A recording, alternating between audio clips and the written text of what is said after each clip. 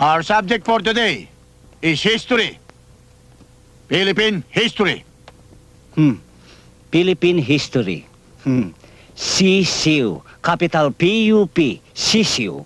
Sino naman ang utak ng katipunan? Banjo.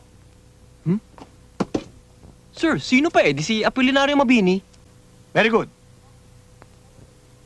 Who discovered the Philippines? You, Madonna. Sir, si Ferdinand Magellan, March 13, 1521.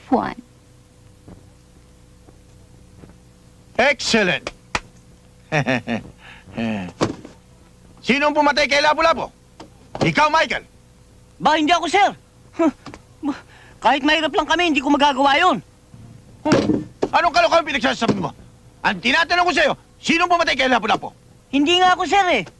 Tarantado ka talaga, no? Gusto ko makausap ang tatay mo. I want you to bring him here. Understand? Yes, sir. Tay, ibig daw kayong makausap sa eskwela. Bakit?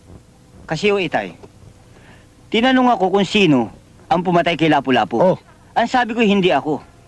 Ngayon, kayo ang gustong makausap. Lagot kayo, tay. Teka! Bakit ako? Lalong hindi ako pumatay kay Lapu-Lapu. Anong malay ko ron? Itay, kayo na lang ho ang pag-asa ko.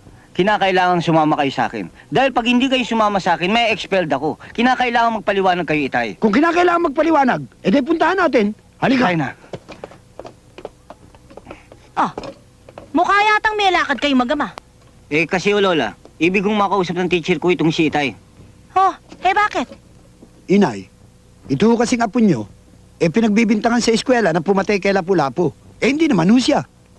Eto nga't nagpapasama para magpaliwanag kami ron. Kung maaari ho sana, Inay, sumama na rin kayo para magpaliwanag. Nako! Kayong mag-ama, oo. Nakita nyo nang tinatapos kong aking ginaganchilyo. Kung bakit kasi, ayaw nyo pang aminin kung sino sa inyong dalawa ang pumatay. Sir, ito na ho tatay ko. Ano ho bang may paglilingkod ko sa inyo? Anong may paglilingkod? Kayo ang nagpatawag sa akin eh. Pinatawag?